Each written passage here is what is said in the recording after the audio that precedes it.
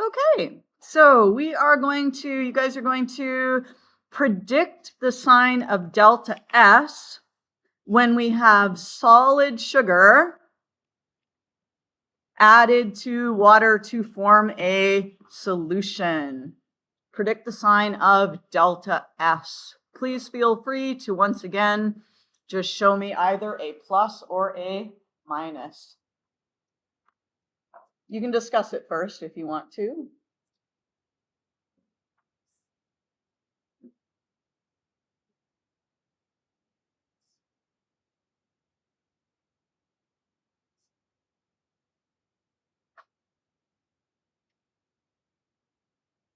Are we discussing? Are we thinking?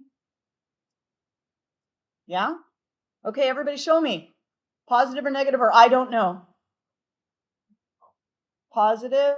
Yes, it is positive because we are going from a solid plus a liquid, and we are forming aqueous, which is more random. And so that is positive. How about if iodine vapor deposits into a solid on a cold surface? That is, everyone? Negative, yes. Okay, so just like for enthalpy, there are tables of standard entropy values.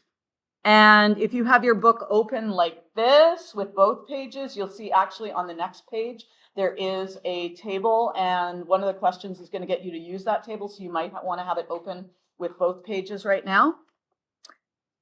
All right, and if you recall, does this formula look familiar? Delta H naught reaction equals delta H naught of products minus delta H naught F of reactants. That look familiar? Do you know where else you'll find that? On your blue sheet, okay? So in the section, on the second page, in the thermodynamics section, you can see that we have delta H of reaction equals delta H naught F of products minus delta H naught F of reactants. And look at that, they also give you entropy, which is essentially the same formula, but you'll notice it's missing the little formation, right? There's no little F there. Doesn't matter, it's essentially the same thing. And it's the same thing for delta G, which is Gibbs free energy. So you need to know to use all of those. Is this the formula you use for bond enthalpies?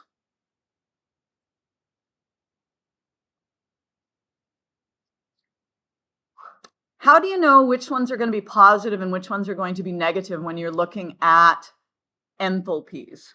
What do you do with the bonds that you break? What sign will you give those? Bonds that you break are positive because remember, you have to put in work to break them, okay? So if you're sitting there on the AP exam and you're like, right, that will honestly help you remember, right? And when bonds form, those are going to be negative. All right, so you don't need a formula for that one because you're like, if I'm breaking it, then it's going to be positive. If I am forming it, it's going to be negative. And that's a little different than all of these. Okay.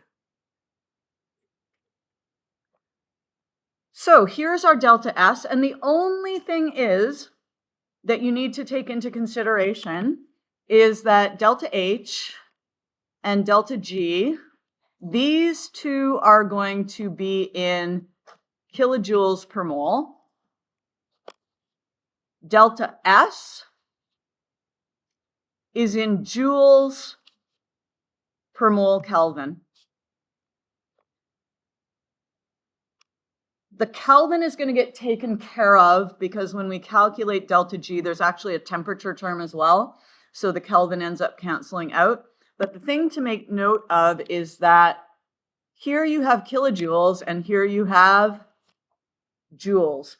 So when we get to the part with the formula relating all three, you have to make sure that they're either all in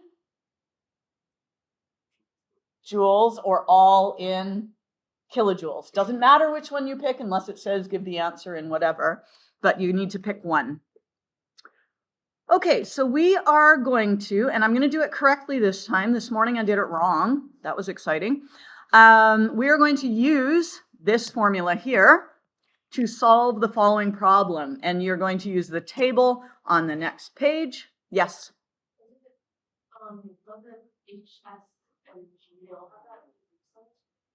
That little degree sign stands for at standard state. So that would be at 25 degrees Celsius and 25 degrees Celsius and 1 atmosphere. Okay. All right, calculate delta S naught for the following reaction. Do you guys think you can do that?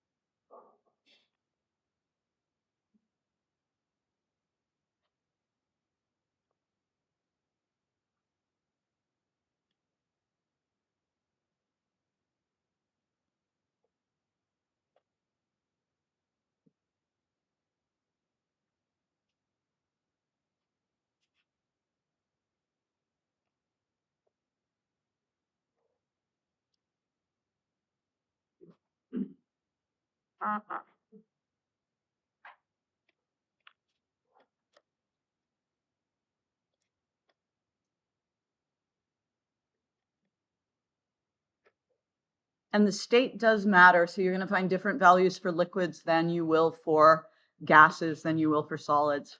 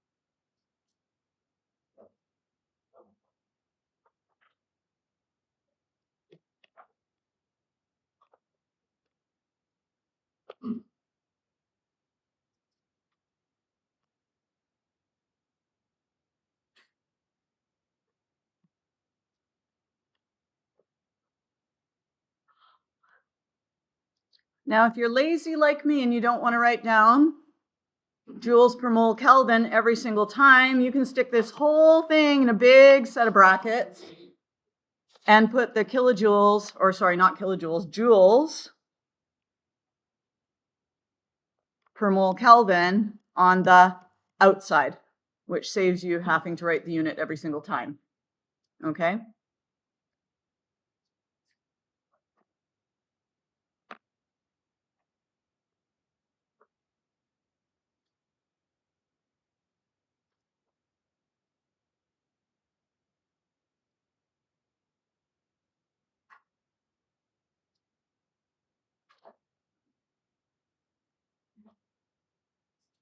Well, that's wrong.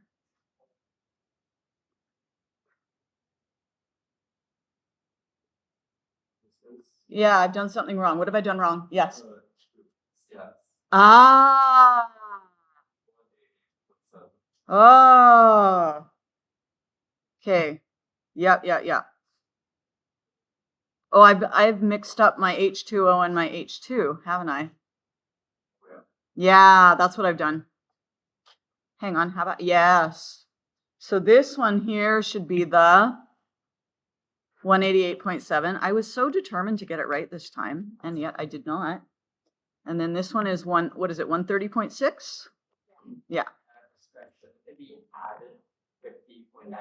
Oh yeah, and this should be added. So you get the idea. I made different mistakes than I did this morning. This should be really easy, yes? But as you see, if you have a messy brain like I do, it's easy to make stupid mistakes, right? So just be very careful.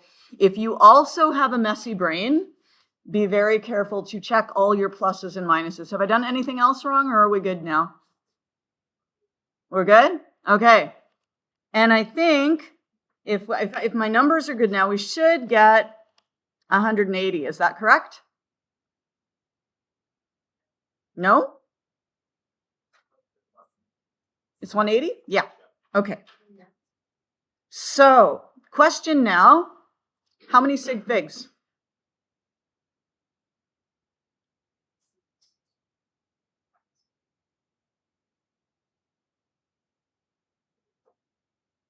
What operation are we performing here? What operations? We are adding and we are subtracting. What is the rule when we add and subtract? We go to our first uncertain digit. Who is our uncertain digit? Tenths position. So we need a tenths position. Okay, so it ends up having 4 sig figs. All right, and that is joules per mole Kelvin.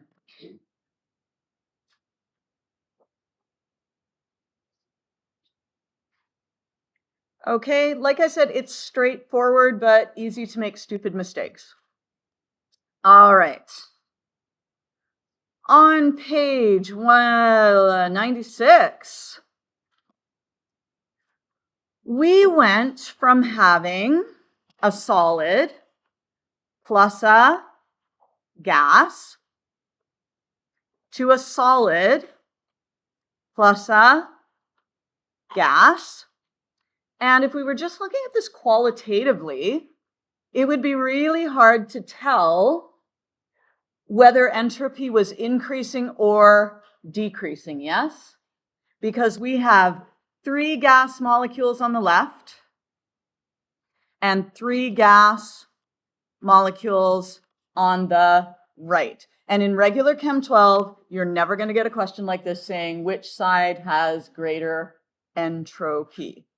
Okay? But you could in AP, and we know that delta S is a positive value, which means that we have more entropy over on the product side. Why is that? Because we've got the same number of gas molecules on each side. This solid over here looks less random than that solid. So what is up with that? Well, it comes down to the fact that out of your 2 gases, water is more complex than H2. And thus, it has a higher entropy value. Well, why the heck is that? Why does a more complex structure have higher entropy? Well, it's because when we talk about randomness, remember I said randomness and disorder are like the grade 12 definition of entropy. For you guys, your definition is going to be the degrees of freedom, okay? We are looking at degrees of freedom. And that has to do with the different types of motion.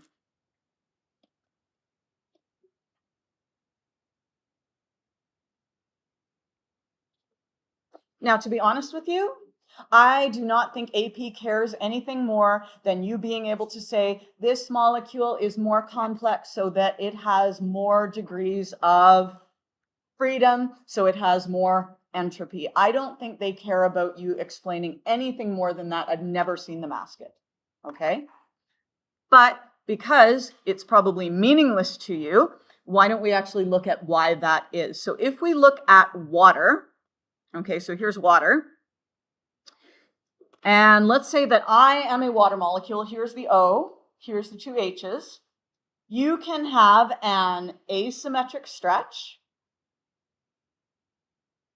Everyone do it with me. Asymmetric stretch. Okay. You can do a symmetric stretch. And you can do a bend.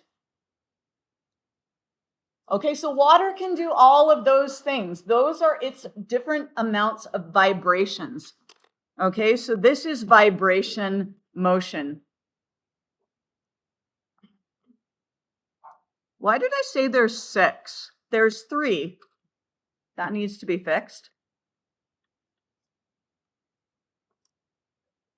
Fix. I can count. Sure I can.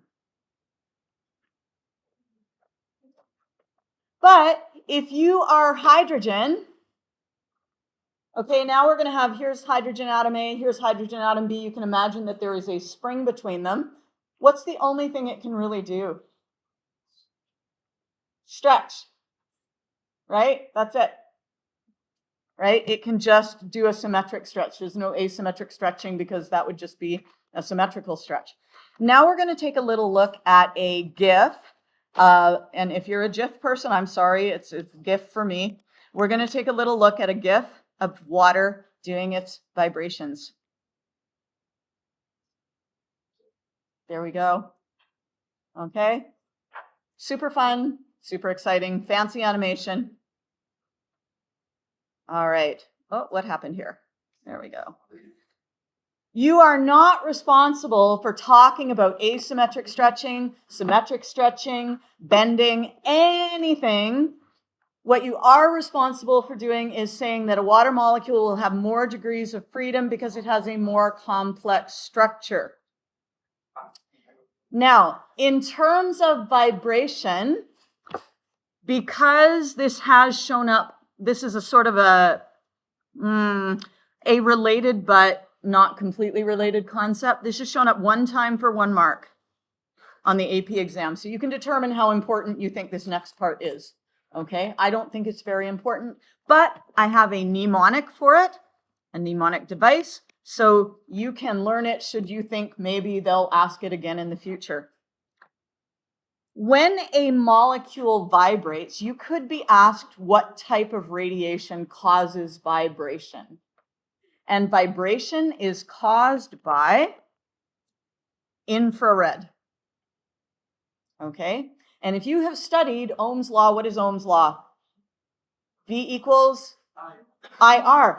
Look, vibration is caused by IR, infrared. So should that show up as a multiple choice question, you can be like, vibration, IR, VIR. Okay? There you go. If you think it's worth memorizing, you can learn that. So we have talked about vibration. Now we're going to talk about rotation. So there are 3 different possible rotations for water. If here's our little H2O, I guess it's facing this way. It can rotate around the y-axis. It can rotate around the x-axis. And it can rotate around the z-axis. Yes? However, for hydrogen, here's our hydrogen, you can have rotation end over end in this plane. You can have rotation end over end in this plane, right? But when we get to this point, like, has the molecule changed at all? Right? We still have hydrogen. It's the same, like it's not a degree of freedom. So here we have 3 degrees of freedom.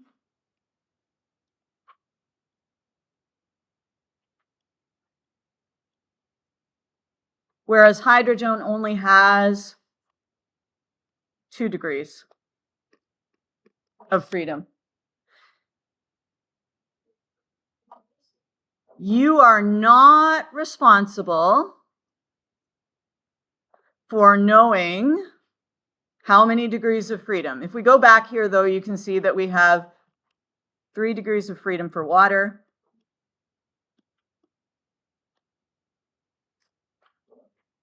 And only 1 degree of freedom for hydrogen. However, you don't need to be able to count them up. But since we're talking about rotation, here is another thing that is related to rotation that showed up once for 1 mark on the AP exam. Again, you decide whether it's worth knowing or not.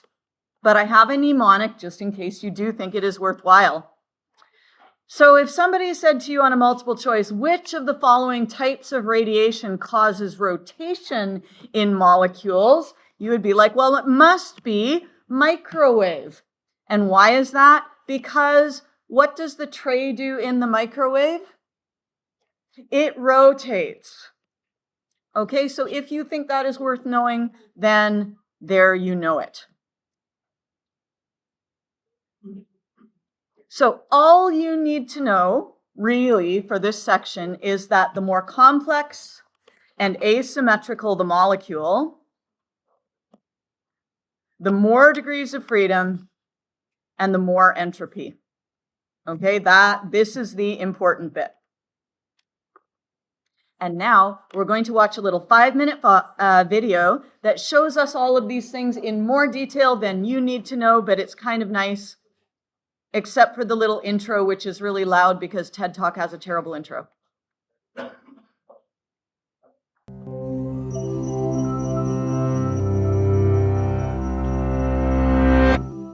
Many of the inanimate objects around you probably seem perfectly still. But look deep into the atomic structure of any of them, and you'll see a world in constant flux, stretching, contracting, springing, jittering, drifting atoms everywhere. And though that movement may seem chaotic, it's not random. Atoms that are bonded together, and that describes almost all substances, move according to a set of principles. For example, take molecules, atoms held together by covalent bonds. There are 3 basic ways molecules can move: rotation, translation, and vibration. Rotation and translation move a molecule in space, while its atoms stay the same distance apart. Vibration, on the other hand, changes those distances, actually altering the molecule's shape. For any molecule, you can count up the number of different ways it can move. That corresponds to its degrees of freedom, which in the context of mechanics basically means the number of variables we need to take into account to understand the full system. 3-dimensional space is defined by x, y, and z axes. Translation allows the molecule to move in the direction of any of them. That's 3 degrees of freedom. It can also rotate around any of these 3 axes.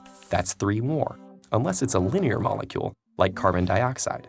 There, one of the rotations just spins the molecule around its own axis, which doesn't count because it doesn't change the position of the atoms. Vibration is where it gets a bit tricky. Let's take a simple molecule, like hydrogen. The length of the bond that holds the 2 atoms together is constantly changing, as if the atoms were connected by a spring. That change in distance is tiny, less than a billionth of a meter. The more atoms and bonds a molecule has, the more vibrational modes. For example, a water molecule has 3 atoms, 1 oxygen and 2 hydrogens, and 2 bonds. That gives it 3 modes of vibration: symmetric stretching, asymmetric stretching, and bending. More complicated molecules have even fancier vibrational modes, like rocking, wagging, and twisting.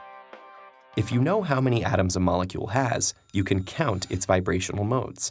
Start with the total degrees of freedom. Are you expected to be able to count degrees of freedom? No. Okay, you just need to know more complex, more degrees of freedom. Which is 3 times the number of atoms in the molecule. That's because each atom can move in 3 different directions. 3 of the total correspond to translation, when all the atoms are going in the same direction. And 3, or 2 for linear molecules, correspond to rotations. All the rest, 3n6 or 3n5 for linear molecules, are vibrations. So what's causing all this motion?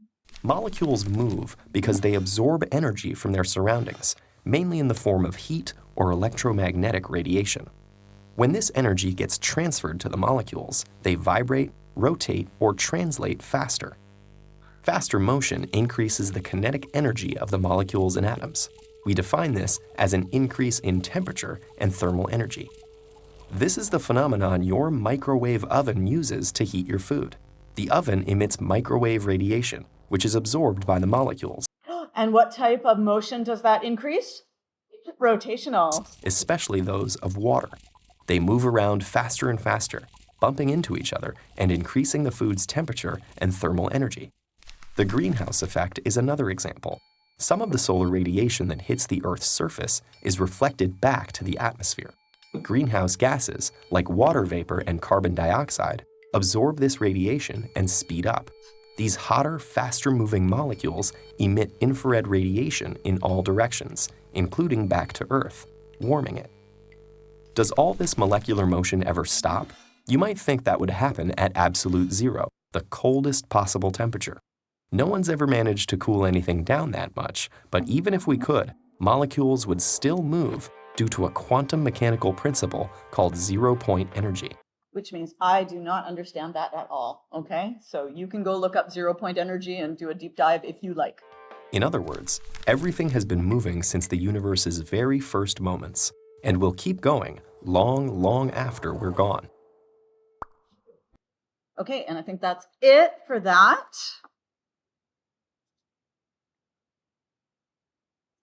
Okay, and then we sort of hit the end of that. So we are now going to move on to 2.6b, which is on page 99. Yeah. Yes. Yeah. So we have our X. I think it's X. And we have this one.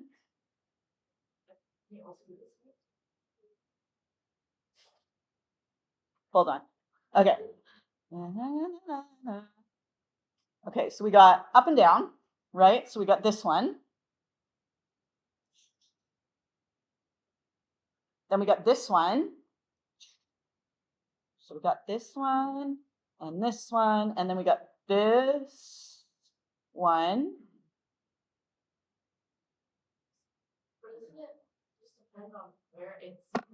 Well, I suppose so, but I don't know. Like my visual skills are not that good. Yeah. Yeah. So it's just kind of like, oh, if it starts with this or it starts with this, but it's still going. Like, think about where the middle is. Because that is like in and out of the. Let's see if we can find a video. So this is that it's like going in and out of the.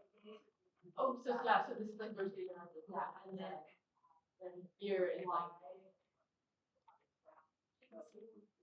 this is like that.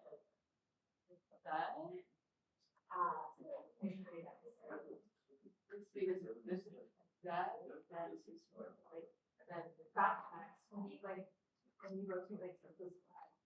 That's why it is no change. It's still the same molecule. Maybe you have like two different. It doesn't depend on where you want to start. It starts with Yeah. Yeah. So you would have them all start in the same way. So let's have it all start like this. Okay. So if it starts like this, one of the One of them's like this, right? And then the other one is like this. And then the other one is like this. Okay, so yeah, it depends on where you're starting from. Yeah. Cool. Thank you. My three-dimensional, I'm like, oh no. All right. So Gibbs free energy. Literally, a few years ago, I was watching videos on Gibbs free energy because I thought, wouldn't it be nice if my students could understand what it is? Because I always felt like when I was in university, I had no idea what it really was. So I watched a video, I was watching several videos, and I'm going to quote the first couple of lines. What is Gibbs free energy? Well, we don't really know. Literally, that is what it said. Okay? So don't, at this point in your lives, try to understand Gibbs free energy. Like, what is it? What you need to be able to do with it in terms of AP, you need to be able to write a definition. Okay? You need to know the symbol for it. That's pretty easy. You need to know what it is useful for in terms of predicting thermodynamic favorability, and you need to be able to do calculations with it. Okay, so let us start with our definition. Gibbs free energy is a state function. What is a state function? Tell your neighbor. What is a state function?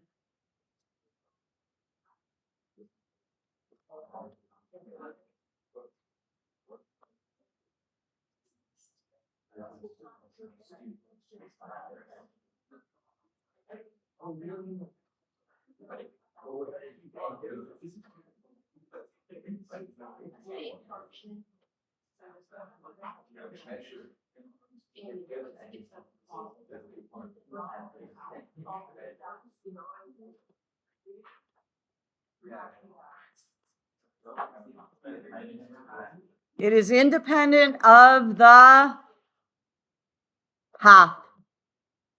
So if you think about delta H, which is also a state function, do you remember in grade 11 when we did enthalpy, we would draw our potential energy diagrams like this?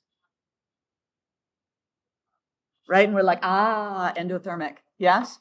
How do we draw them this year?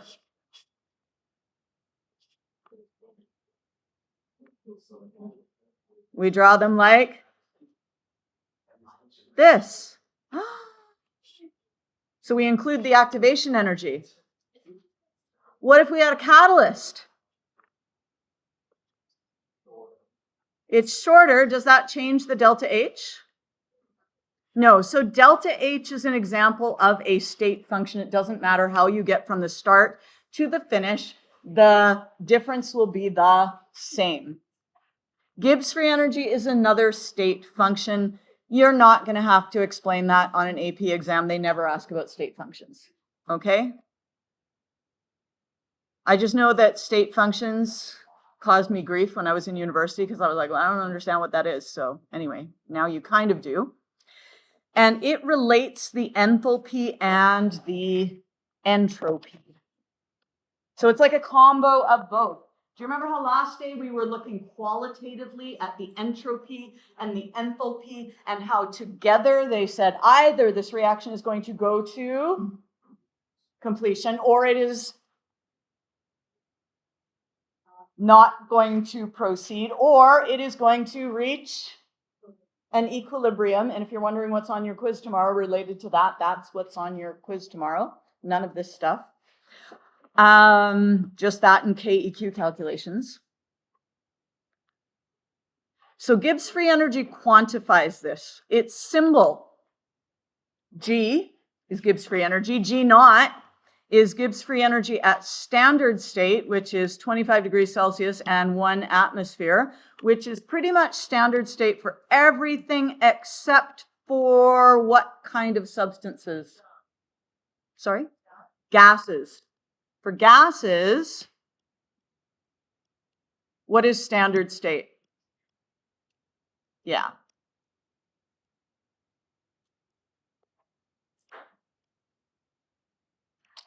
And if you forget that, guess where you would find it? It's on your formula sheet. Let's go look. We don't want that one. We want to go back here. Here we are, gases, liquids, and solids. And over here, it tells us that STP is 273.15 Kelvin. How much is 273.15 Kelvin in Celsius? 0. Okay, so it tells you what STP is. It also gives you 22.4 liters per mole. Yes? Oh, I'm sure there are, but I don't know what they are. There's always more decimal places for almost everything. Not everything. 2.54 centimeters in inches defined, but you know, there's not a lot of things that have that few. All right. Oh, not that. That. There we go. Obviously, if we stick a delta in front of it, it becomes the change in Gibbs free energy and the change in Gibbs free energy at standard state. What is it useful for? It is useful for predicting the spontaneity, which is also known as the thermodynamic favorability. Remember, you can call that the thermodynamic favorability. So it's going to tell us the position of an equilibrium. Either the position lies to the right or it lies to the left, or it's right in the middle, which is very unlikely.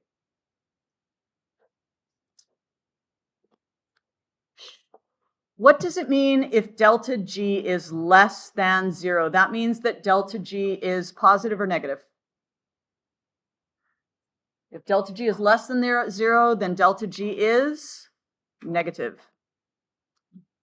And if delta G is negative, that means that the products are favored at equilibrium. If delta G is positive, greater than 0,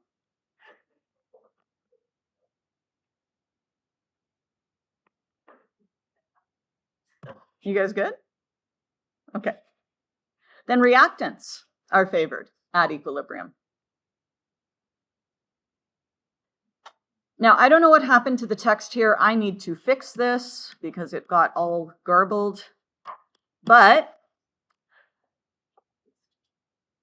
if delta G is negative, less than 0, then the reaction is spontaneous in the forward direction. In other words, the forward reaction is, and now we're going to use our abbreviation because I don't want to write the whole thing, thermodynamically favored.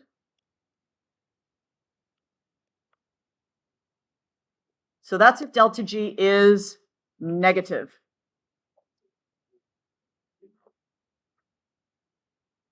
If delta G is positive, greater than 0, the reaction is spontaneous, but in the reverse direction. It is non-spontaneous in the forward direction, and that means that the forward reaction is thermodynamically unfavored.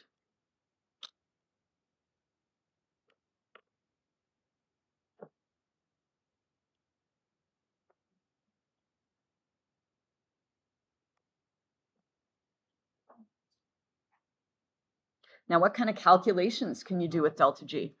There's actually one that I have not put in here because you don't know about electrochemistry yet. So we'll throw in another one later, but not yet. Okay, so for now, there's only 3 that you need.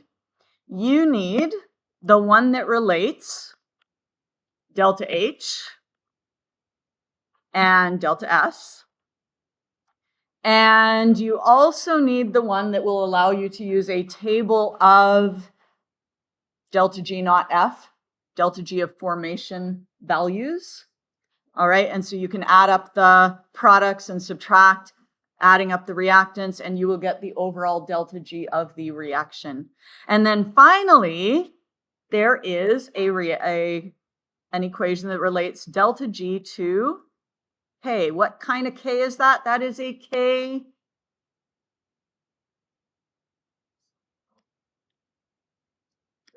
EQ. Okay, so that is a KEQ there.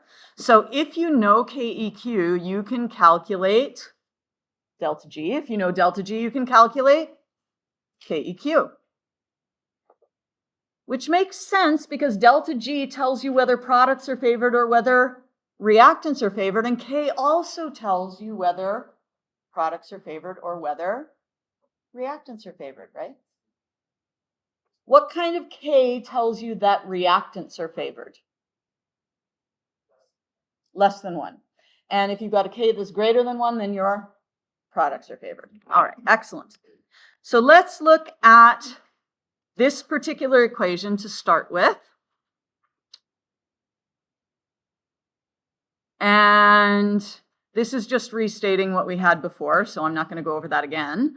Let us look at predicting our spontaneity, and we're going to look at all the different instances.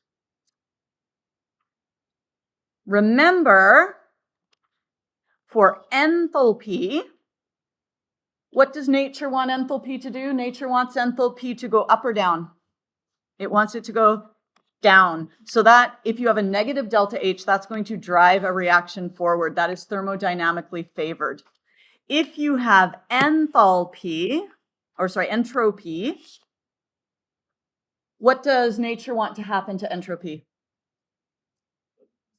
It wants it to increase. So a positive delta S will drive a reaction forward. And remember, a negative delta G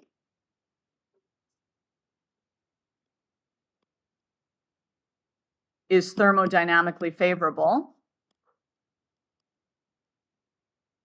So that means it's going to go forward in that direction. And a positive delta G is thermodynamically unfavorable. So it'll tend to drive a reaction backward. So let's look at all our situations. If we have delta H being negative, is that thermodynamically favorable or unfavorable? Favorable. And if we have positive delta S, is that favorable or unfavorable? Favorable. What that means is that our delta G value should be favorable, yes? And if delta G is favorable, what sign will delta G be? Negative. So let's look at our equation for that. Delta G is equal to delta H, and delta H in this case is negative. Delta S in this case is positive, so those are both favored conditions. But you'll notice that we have delta H minus T delta S. So we've got a temperature term thrown in there, and we change the sign of the delta S term by subtracting it. So that means that we go from having a negative and a positive to having a negative and a negative, which gives us delta G being negative, which is favored.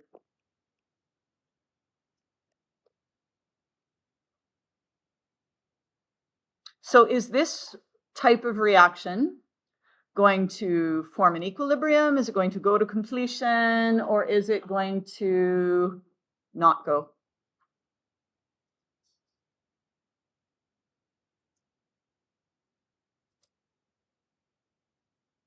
If we're looking in terms of grade 12 language, we're going to say this is going to go to completion, okay? If we're looking in terms of AP language, this would mean that our K value is large or small. It's going to be large. In other words, greater than 1. Okay.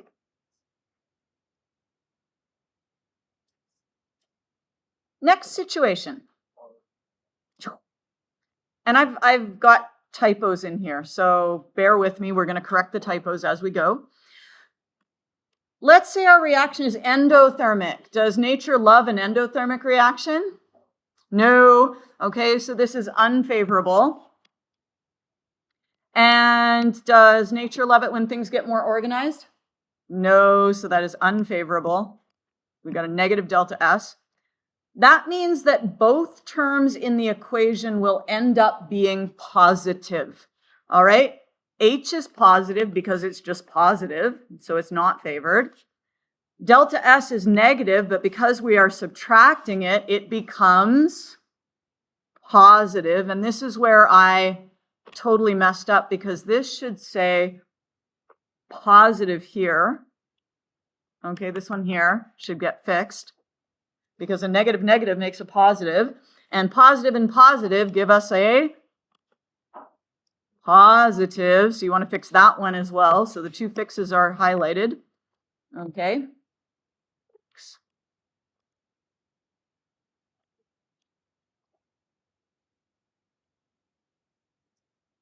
And if delta G is positive, then it will be thermodynamically unfavorable because both enthalpy and entropy say, no, do not go.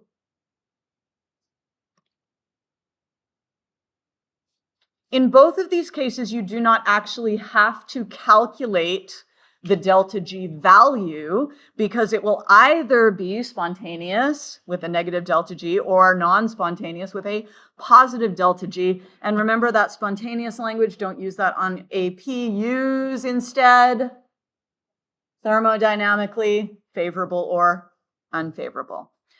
Okay, how is it possible for a spontaneous reaction to not proceed? In other words, we have a reaction that is thermodynamically favorable, but when you put the reactants together, nothing happens. Yes? The activation energy is too high. Okay? So it's thermodynamically favorable. Did I write an answer in here? No, I did not.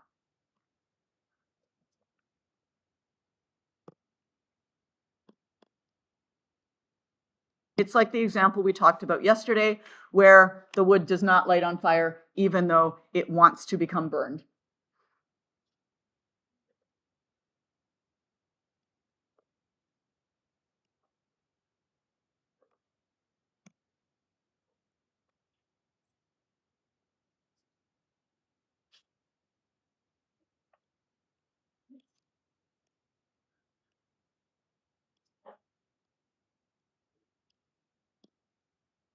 So it's kinetically unfavorable.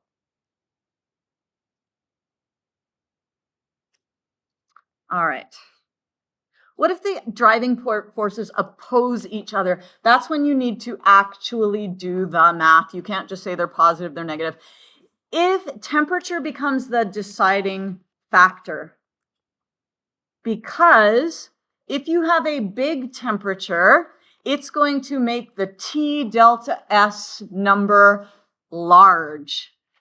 If you have a small temperature, it's going to make the T delta S factor small. So if temperature is large, T delta S will normally dominate and predict the spontaneity. If temperature is small, then delta H will dominate and determine the spontaneity. So let's look at a situation where we have a exothermic reaction, negative delta H, which is favorable or unfavorable? Favorable.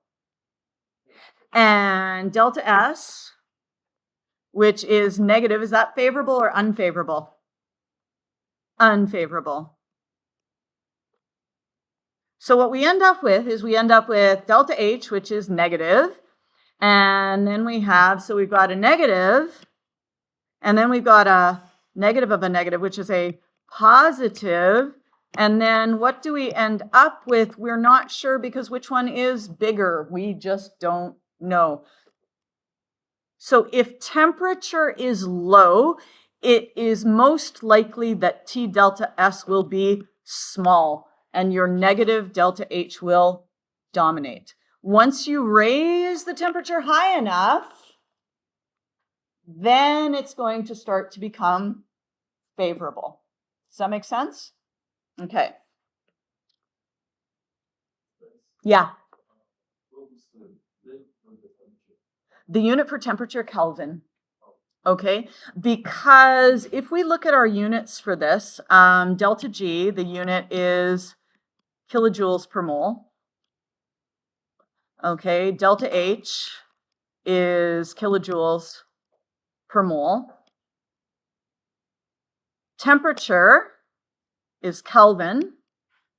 And entropy, delta S, is joules per mole Kelvin. So when you multiply these two guys together, the Kelvin will actually cancel out. And then you just have to make sure that they're all in joules and all in kilojoules. Okay? I think that's mean of them to do that to you, but what can we do? That's how the tables are written. Okay? I think it gives you like more normal numbers, but whatever. Okay, so that's if our temperature is low. So if our temperature is low, we have a negative delta H, and we have a small temperature. So that's going to be a big negative and a small positive gives us a negative. Big negative, small positive gives us negative. But if temperature is high, I really need to rewrite this. I don't like how it went, but that's okay. If temperature is high, T delta S is going to be big. And so if we have a negative delta S, this means that we're going to have a negative, and then we're going to have a big positive because temperature is big. And that means that that's going to give us a positive value, which will not be favored. But basically, you're going to be doing calculations with these, so you'll just sort it out in the meantime. Does that make sense? I got a nod. Got a couple of nods. Yes. How are we doing in my second row? You guys are okay? How about the second row on your left-hand side, my right-hand side? How are you doing? Yeah? Okay. All right. What if the reaction is endothermic and entropy increases? So we have a situation where enthalpy is not favored and entropy is positive, so it is favored. Under what conditions will this reaction proceed?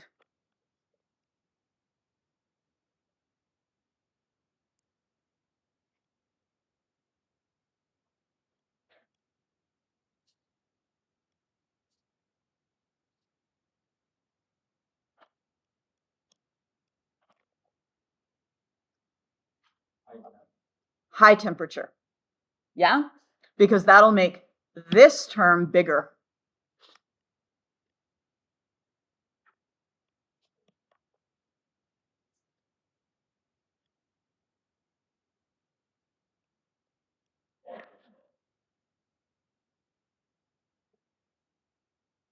I think that's the kind of question that they're most likely to ask you in relation to this sort of thing when it's qualitative. Under what conditions would this reaction proceed, or under which conditions would this reaction not proceed? So you would either have to say high temperature or low temperature. Does that make sense? I think that's the most sensible kind of question they could ask you. Do we need to go through the last one? Do we want to go through the last one? We can.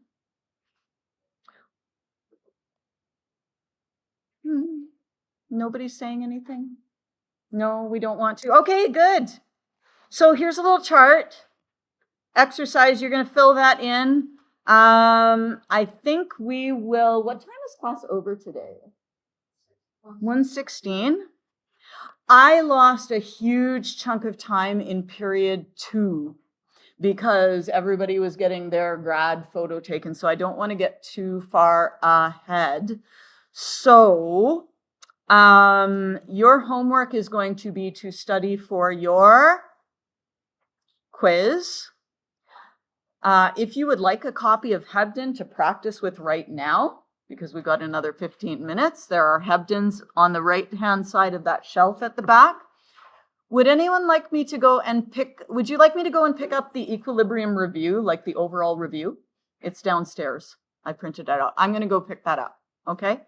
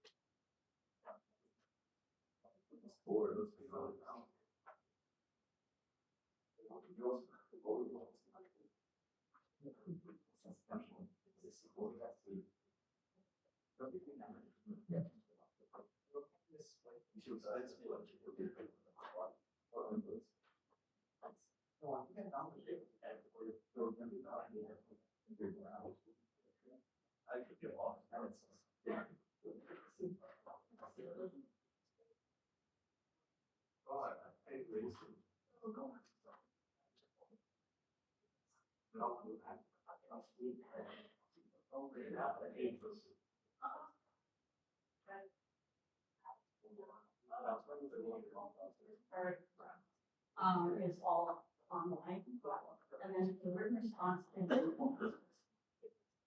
that gets sent out. And every year, for those open response, the chief readers reports, readers are in the market, chief readers report, and it says what the students strike, what the it is for the school specific, or in general, other things like what colors, like you scored your students scored well in Boolean. And so when I did like your therapy, we actually will have to sit down, right? I'm a little hour.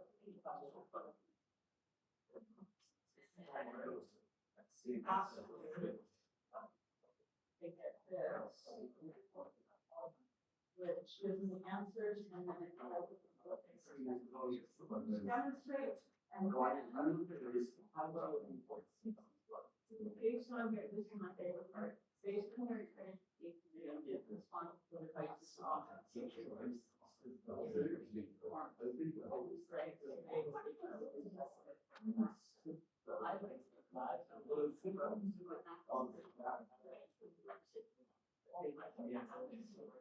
So, yeah, right, but they're so shocking, right? They have things that are like, you know, it's right there.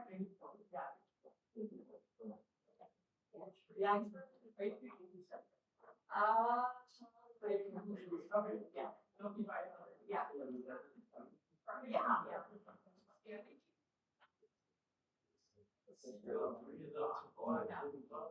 My name is something else. It sounds okay. I'll come around with the answer. I've got you.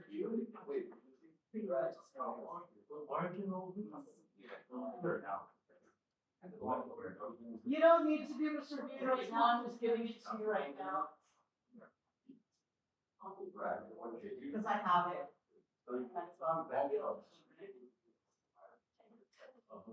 I should have kind of.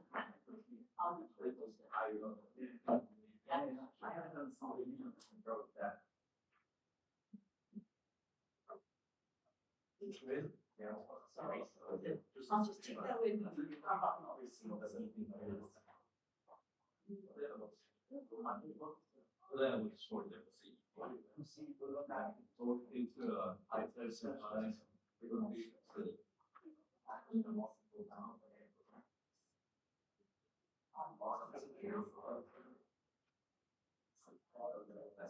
Now, the answer.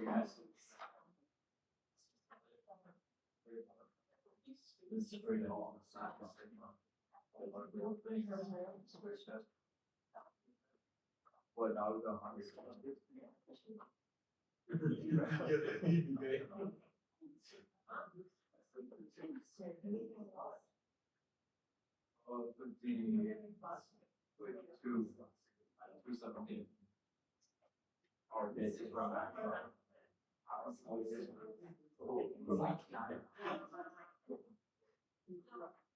yeah, went down there. I missed you. If you could answer the first, I would be back to say that.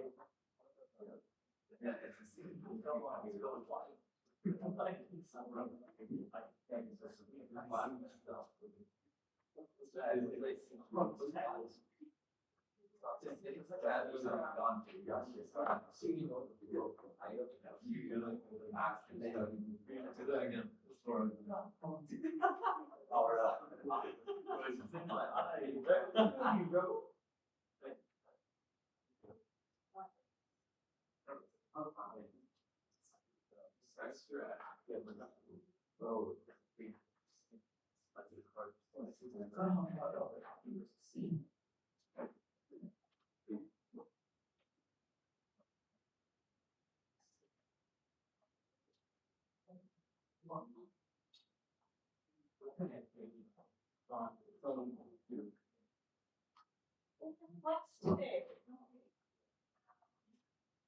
This confuses me, this whole schedule, I don't know. It's. I should have made periods you all come back. For the rest. Ah. Next time.